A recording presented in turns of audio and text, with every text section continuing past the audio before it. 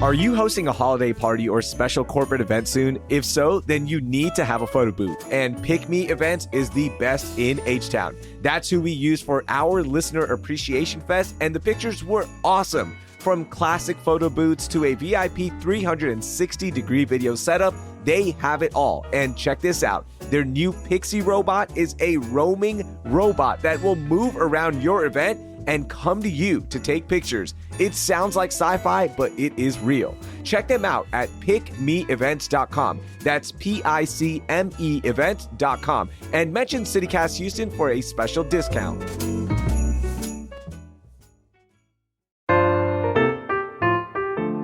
Step into a world of real holiday magic at Coca-Cola's Classic Christmas, debuting November 16th and running through December 29th at Houston's Memorial City Mall.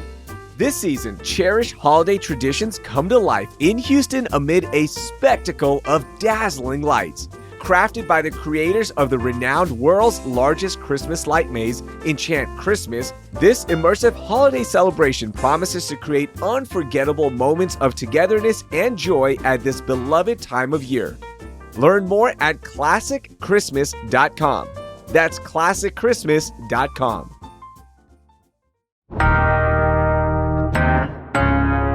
Today on CityCast Houston, it's the holiday season, and a lot of us are out and about doing things like going to the bank and parking in crowded shopping centers. But did you know you could be exposing yourself to potential crimes by just doing these simple things? Like most of you, I answered no, and that's why I'm playing back my conversation with Houston Police Department Sergeant Jeremy Lehar on how to protect yourself from crimes during the busy holiday season. It's Tuesday, December 10th. I'm Rahil Ramzanali, and here's what Houston's talking about. Sergeant Jeremy Lehar, welcome into CityCast Houston. We're so excited to have you on, and we're going to get these tips in just a second. But before we start, you got to tell me about your journey to becoming an HPD officer, because it is so fascinating. Oh, wow. Okay. Well, that came out of left field. Yeah. That's my specialty. Yes, sir. Yes, sir. No, man, that's a great question. I actually did not want to be a police officer growing up. You know, in the neighborhood I grew up in, the only time we would really see law enforcement is when they were coming and taking people to jail, right? Mm-hmm. Basically them doing their job. So I was fortunate enough to have some great people in my corner growing up, and some of them, you know, were law enforcement / coaches. And so I went into education, and then ended up kind of, you know, always had that love for helping people. And so I ended up going into law enforcement back in 2011. And I kind of get to do the best of both worlds now, where I get to do community outreach stuff. I get to work with youth, and I get to help people from a law enforcement perspective. Yeah, I love it. Everything that you're doing, and I've linked your website in our show notes, but people can read up on it. I mean, you are big on being in the community, also mentoring young women, young men, and making sure that they have a good relationship with law enforcement and the community in general, which is so important. Yeah, I definitely believe it's proactive policing. You know, when you think about proactive policing, you think about you have a hot spot, you have a lot of crime in the area, so we need to get units out there to try and stop that from happening. But I feel like what we do here in community affairs is proactive, because we go out and we build those relationships with youth, with senior citizens, people from young to old, so that when they do have their interaction with us, they can lean on that positive interaction. They can lean on that education that we provide for them in different safety topics. And that's why you're here. Let's talk about these safety topics and educate our listeners on what's been happening around the city of Houston. There's been a couple of types of crimes, jugging crimes and then slider crimes, but we'll start with the jugging crimes. What is this all about, and what exactly is jugging? It's sad that we have to talk about this, but, you know, it's our job to educate people on this crime. It's something that I dealt with on patrol. Jugging is when people are followed to a bank, a store, or a financial institution, and then they, you know, are watched to see if they take out a large sum of money. And then they're either followed to another location, or they're followed to their homes and they're robbed. And so the way it'll kind of work is, you know, it'll be a team of individuals who they may have somebody posted up in the actual bank or the financial institution pretending to be a customer. And so when they see somebody come in and make a large withdrawal, they'll communicate with the people outside in the parking lot, and then they'll then follow them. And the mistake that a lot of people make is they don't go straight home when they pull that money out. They may go to the grocery store, they may go to the mall, and they may think that, oh, I'm just going to put this envelope up under the door, the floorboard, the mat, and nobody's going to think to look there. Well, as soon as you leave that car, they're going to go and try and break into that car and see where that money is, or they may even try and follow you home. And as soon as you exit your vehicle, they'll try and, take advantage of that opportunity. Wow. That is so scary. So how can listeners avoid being victims of jugging crimes? That's a good question. Always, in any situation, be aware of your surroundings. So avoid the urge to talk on the phone when leaving the bank. Getting lost in your music. I know there's a lot of good music out there, good podcasts and streaming services, but audiobooks. Don't get lost in what's going on inside of your car, and you're not paying attention to your surroundings outside of your car. Anything that's going to stop you from being able to see what's going on around you, please avoid that. Avoid the urge to run errands, grocery shop, any activity that will cause you to possibly leave your money in the car. Because like I said, the juggers will break into your car, immediately look in those areas to try and, get a hold of that money. Yeah. And then one of the things that I heard from Lieutenant Jefferson, she did an interview with Channel 13 News. She had a really good tip. It was in case of an emergency, if there's someone following you, is not to panic. Think ahead and pre-program the closest police station in your GPS, closest to the financial institution or closest to your home. So if you do see and feel like somebody is following you or paying attention to your surroundings, you don't go straight home. You immediately call 911. You stay as calm as possible. And like we said, paying attention to your surroundings, you're able to give that make, that model, color of the vehicle, a description of whoever is driving that vehicle, and you let dispatch know, hey, I'm headed to this station. I'm in this 100 block of a street, and I believe somebody has followed me, so that those officers at that station can be ready to act. Gotcha. Yeah, that was my next question is if you feel like you are being followed or you just notice that something is off, do you call 911? Do you call a different number? Because I know 911 lines have been getting clogged up a little bit more recently. So what is that fine balance of what a listener should do if they feel like they are being followed? This is definitely an emergency. So 911 is the correct number. Now, I've heard those commercials on the radio saying don't call the 911 if your internet's not working or something like that is going on. So this isn't one of those instances. This is an instance where it's dangerous. You need to act quickly. So you be able to call 911. You have to pay attention to the 100 block that you're in. I know it's a lot to ask. 100 block. Car, make, model, but these are things that you need to be playing in scenarios in your head. So if something like that happens, you won't freeze and you'll know how to react. Whenever I want to escape the city, I love to go to the Texas Hill Country. It's one of my favorite places on earth, and now you can enjoy the magic of the Hill Country by ringing in the new year at the Omni Barton Creek Resort and Spa just outside of Austin. Start New Year's Eve off with a multi-course dinner with special wine pairings at the award-winning Blind Salamander Kitchen and Bar. Then celebrate with a champagne toast in the middle of a winter wonderland at the Lady Bird Lawn, which will be covered in snow. And the Omni Barton Creek Resort hasn't forgotten about the kids because their experienced staff has an evening full of activities like arts and crafts, games, and movies planned for the kiddos. So the entire family can end 2024 on a high note. Book your table now for the dinner and wine pairings on Open Table by searching for Blind Salamander Kitchen and Bar. And just Google Omni Barton Creek to learn more about all of the New Year's Eve events at the resort. Ring in the new year in Central Texas at the Omni Barton Creek Resort and Spa. This episode is brought to you by LifeLock. The holidays mean more travel, more shopping, more time online, and more personal info in places that could expose you to identity theft. That's why LifeLock monitors millions of data points every second. If your identity is stolen, their US-based restoration specialist will fix it, guaranteed or your money back. Get more holiday fun and less holiday worry with LifeLock. Save up to 40% your first year. Visit LifeLock.com/podcast. Terms apply. All right, so that's jugging crimes. Now, the new one that has really been capturing a lot of headlines is called slider crimes. What is a slider? So when you think about a slider, most people think about those delicious mini hamburgers. Sometimes you put That's what I'm pickles, talking about. you Yeah. put, provolone cheese, whatever your preference is, right? But that's not what we're talking about in this instance, right? A slider crime is when somebody goes to the gas station, right? And they get caught up in those distractions. They may not lock their vehicle. They leave their purse on top of their passenger seat, or they leave it where, people passing by can see. And so what they'll do is they're watching you just like you're supposed to be watching them.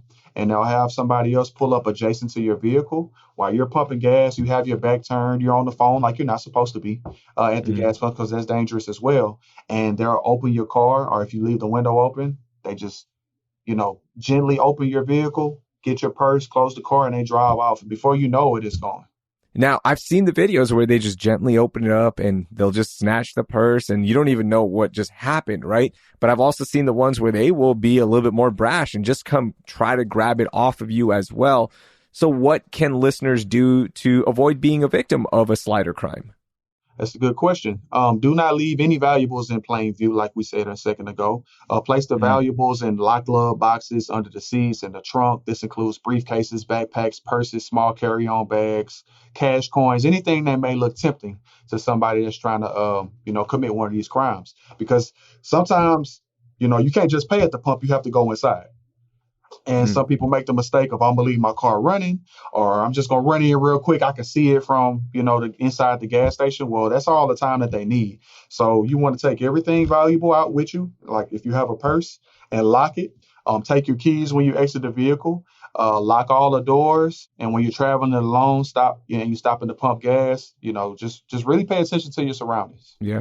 To me, like, I don't care where I'm going. If I park, I'm immediately on alert. I'm just like, I always expect the worst, right? Like, I'm always looking around.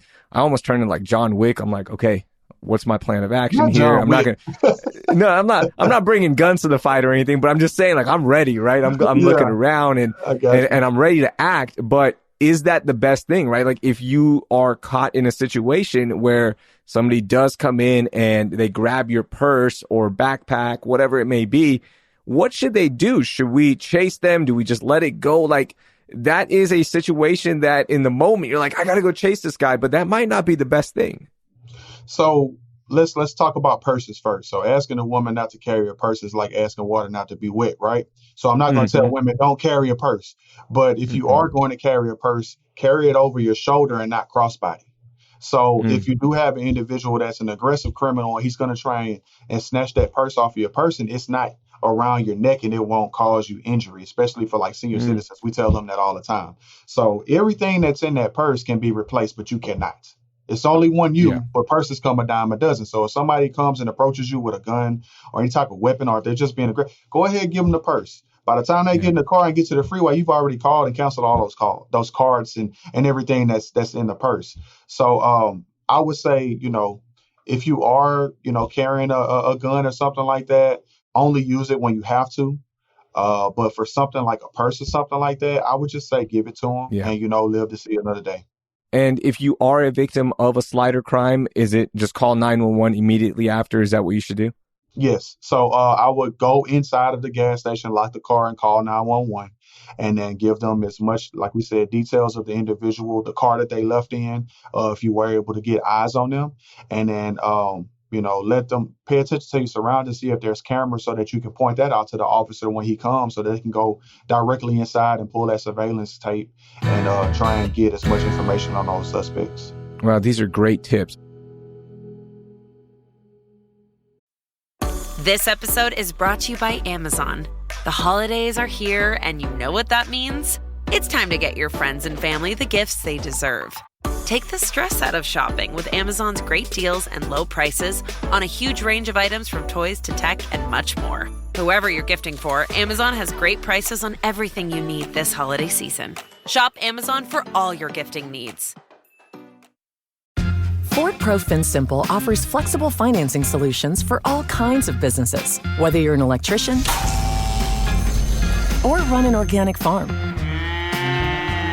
Because we know that your business demands financing that works when you need it, like when your landscaping company lands a new account. Wherever you see your business headed, Ford Pro FinSimple can help you pursue it with financing solutions today. Get started at fordpro.com/financing. What other crimes should listeners be aware of right now that maybe we don't know about because they haven't made headlines yet? Is there anything else that we should be on the watch for? The big thing that's really it's not new, but it's been going on. It's just auto thefts and just burglary of motor vehicles. So people breaking cars like crazy. So the main thing we really want to encourage people to do is do not leave your firearms in your car, right? Yeah.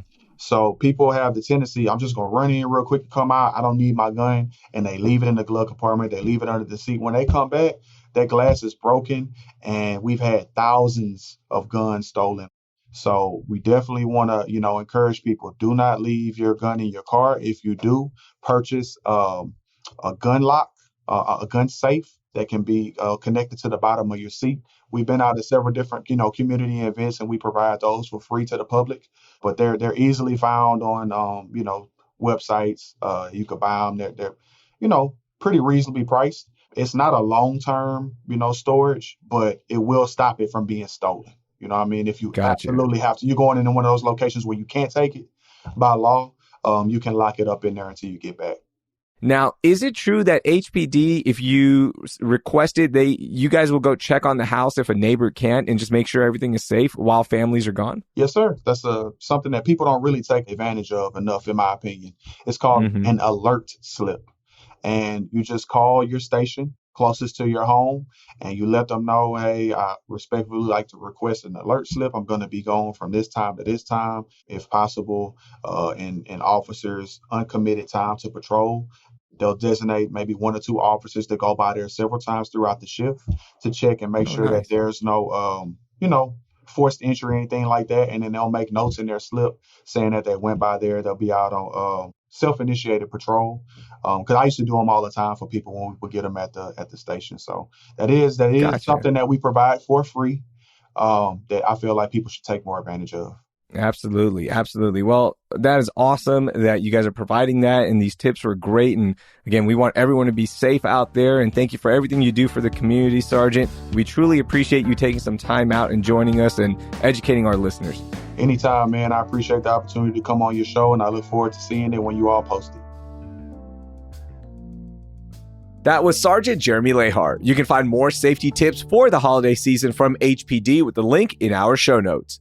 Before we go, we need your help in picking winners for our first ever CityCast Houston Awards, brought to you by Downtown Houston Plus. We have 3 categories you can vote for, which are Power and Politics, Food and Drink, and H-Town Hero. Vote right now with the link in our show notes, and we're going to announce the winners in an upcoming episode. Thanks. Also, be sure to share this episode with 3 friends or family members so they can stay safe as they're out and about during the holiday season. That will do it for today. Thank you for listening, and I hope you learned something new.